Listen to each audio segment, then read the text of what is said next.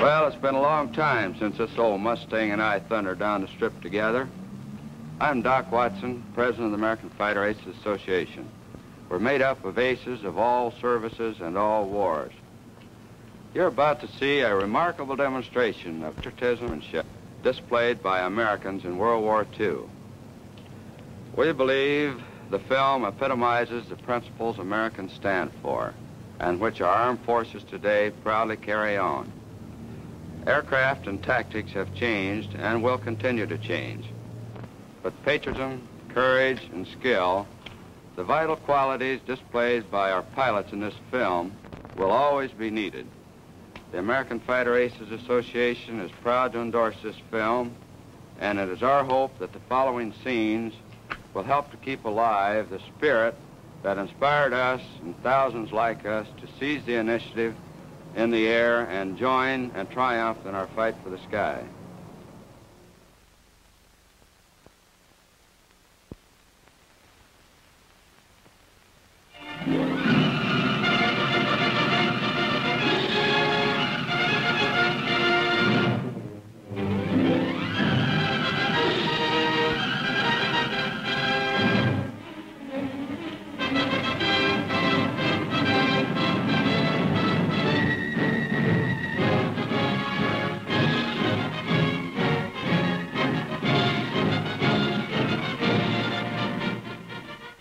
This is an American air base in East Anglia, on the east coast of England.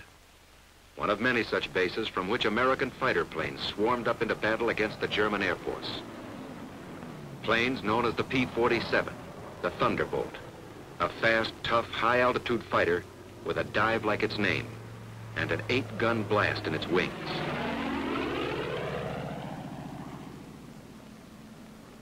The Lightning, the P-38, master of the air in many theaters of war with its long range and concentrated firepower.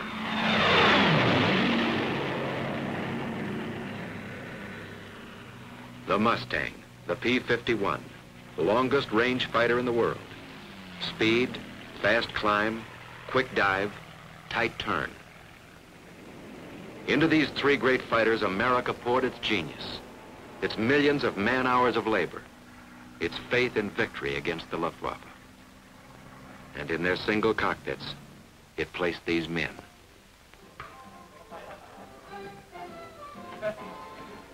Relaxing now, but not for long.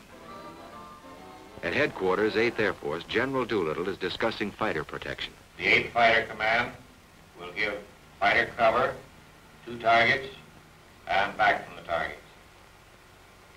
It's desirable that we peel off as many fighters as possible to come down east of the Ruhr and strafe ground targets. The bomber plan, timing, altitudes, strength, course, and targets reached the Combat Operations Room at Headquarters, 8th Fighter Command, Major General Kepner commanding. A field order goes out. 62nd Group P-47s will escort heavy bombers over enemy coast through target to limit of endurance. The machinery is set in motion. Now comes the briefing for the mission and everybody present. These Thunderbolt pilots are veterans of many missions, so the colonel gives them only the essentials. They are to escort the bombers to a target about 40 miles east of Mannheim and then proceed to the strafing of airdromes north of Frankfurt. They're given times of takeoff, rendezvous, escort, strafing. The pilots make notes on the backs or palms of their left hands. Intelligence warns them that they may expect considerable enemy opposition today. The Germans have brought in some 100 single-engine fighters. On the field, planes warm up. It's takeoff time for the Thunderbolts.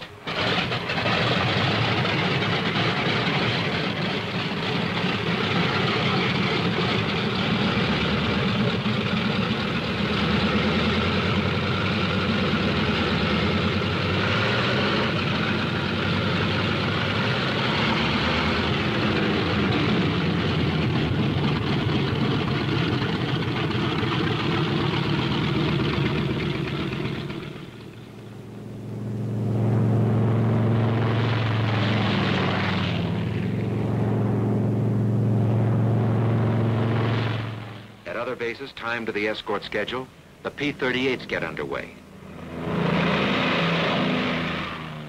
And at still others, the long-range Mustangs go to keep their rendezvous with the bombers someplace deep in Germany. Somewhere out there over enemy territory, near or far, in the long route as the bombers go out and come home, each of these formations will make rendezvous at a certain point on the exact minute. The Thunderbolts climb steadily over the channel into hostile skies.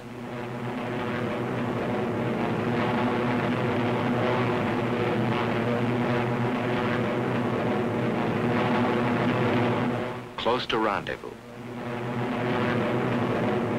And in the distance are the bombers. Advanced formations of an armada perhaps 100 miles long. The Thunderbolts maneuver for their escort position.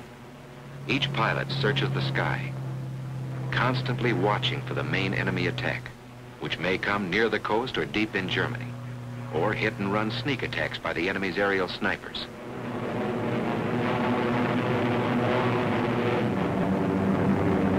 And then, at another rendezvous point, comes a group of Mustangs to relieve the Thunderbolts. This is Red Leader. Okay, men, it's time to break escort. Mustangs coming in at 8 o'clock. The Thunderbolts break escort. They head for home, watching for every possible strafing target on the way. The Mustangs, far in the distance, sweep the surrounding sky as they come in to take the places held by the Thunderbolts. One of the most important features of long-range fighter escort is this relay system. Because of the differences in bomber speeds and the need of much weaving, fighters used up their gas. Thus, the same group of fighters could remain with the bombers only 25 to 40 minutes out of a 6 or 8 hour mission, going and coming. And 1,000 fighters might be needed to keep anything from 40 to 100 on the job at all times. While the enemy could strike with 250 at any point he selected, our fighter groups had to relieve at rendezvous points all along the route. But on the German side, the Luftwaffe was forewarned an hour and a half in advance, even as our bombers gained altitude over England. This captured German film shows how quickly their 109s and Focke-Wulf 190s got into action after a warning. They had plenty of time to mass their fighters at a chosen point of attack and to outnumber our escort at anything from 2 to 1 to 10 to 1. They were as grimly determined to stop our great daylight thrusts into their industrial heart as our bombers and fighters were resolved to press them home.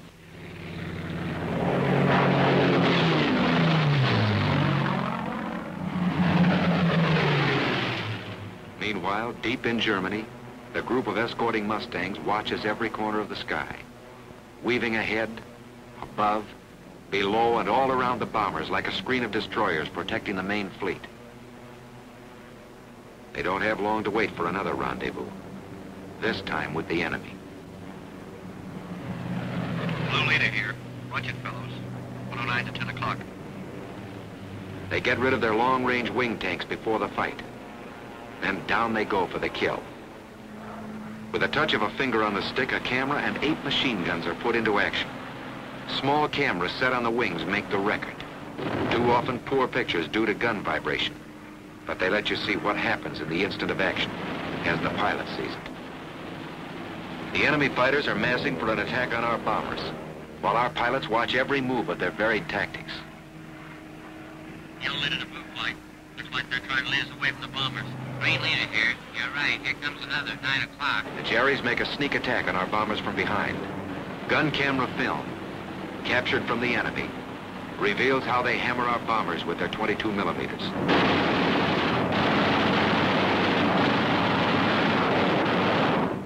A B-17 catches fire and goes down in flames. This one had half his tail shot off, but is still going ahead.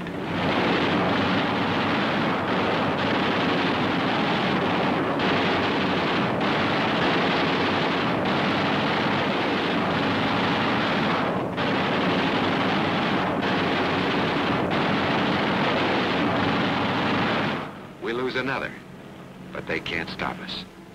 Our fighters, often heavily outnumbered, engage the enemy all over the sky. And this battle is only one of many. Day after day, month after month. Mustangs. thunderbolts, lightnings, against the enemy 109s and the Focke-Wulf 190s. Our fighters attack, attack, attack, 2 into 10, 6 into 50. They block the enemy's mass assaults until our victory column soars at the rate of 4 to 1. If a missed rendezvous or other misadventure, due usually to blinding weather, prevented fighter protection somewhere, the bombers suffered heavy losses. But no American fighter ever failed them because of enemy odds, however great. Never was a mission turned back by enemy action.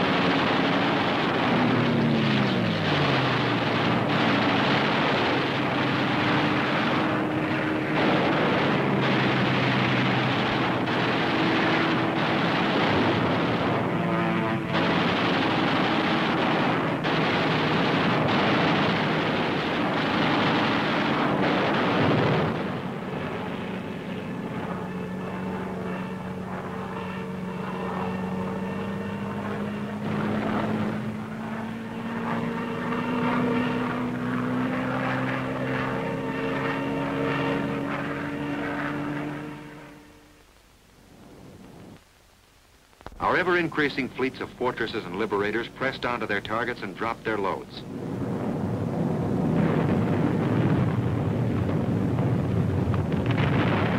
And the day arrived when a huge 8th Air Force bomber mission with full fighter escort was flown to Berlin and back without a challenge by a single enemy fighter.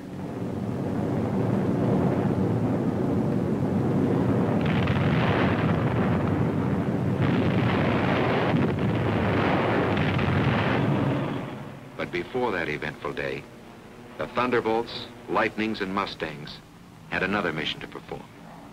Our bomber and fighter losses were strikingly less than the enemy's.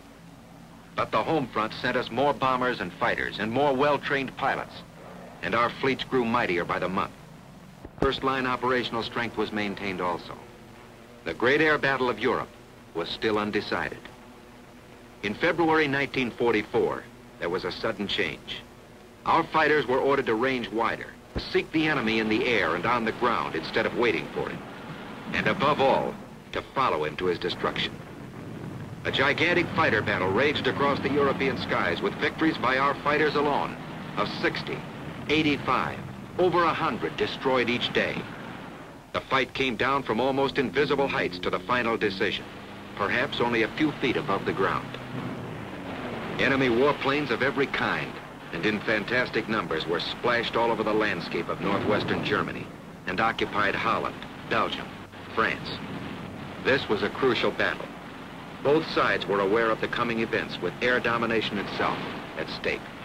Once again, a better cause, better planning and leadership, better equipment, and beyond everything else, the valor of our fighter pilots gave us victory. Only this time, it was decisive. So many of the enemy's aircraft exploded over his own forest and housetops, or were driven flaming wrecks into the ground. So many of his famous fighter leaders met death at the hands of our pilots that his morale was shattered.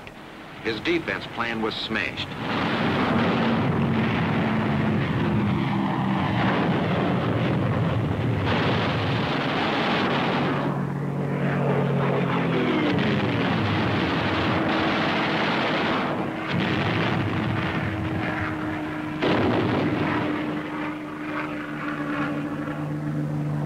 Quickly, our fighters seized their opportunity.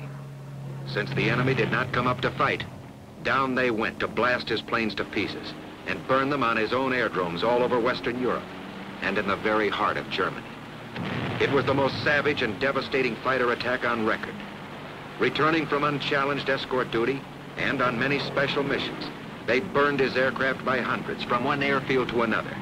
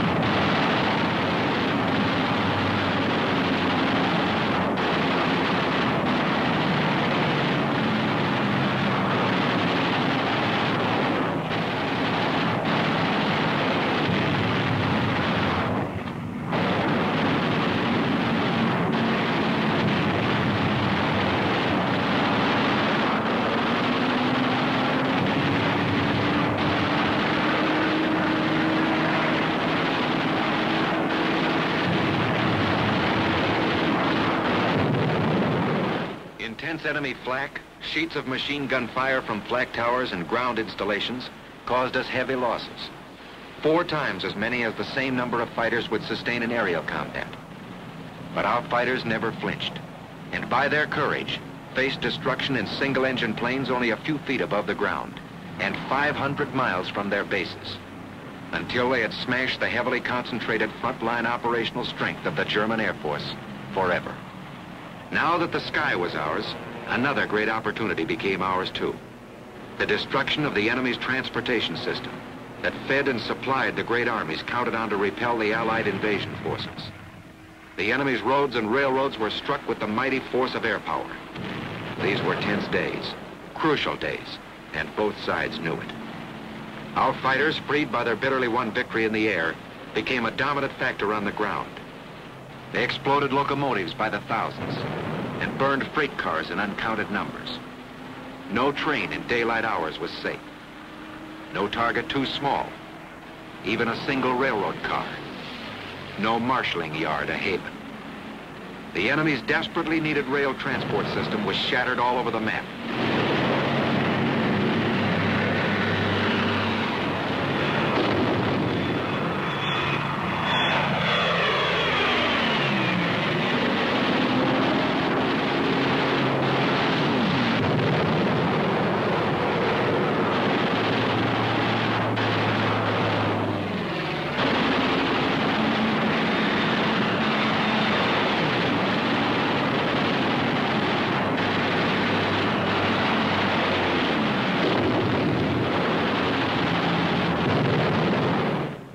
His barges.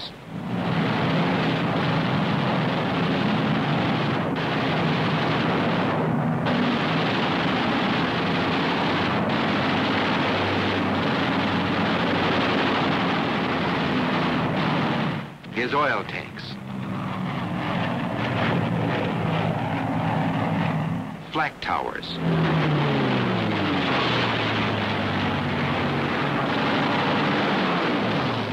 Radio and radar stations.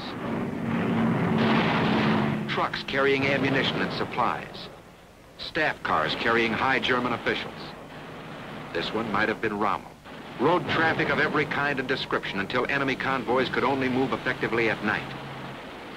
What did this mean to the German armies of the West? How did it count on Invasion Day and the Battle of Normandy? The answer is history.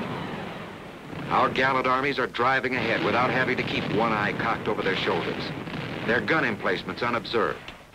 Everywhere about the mighty battle was and is the flash of American fighters.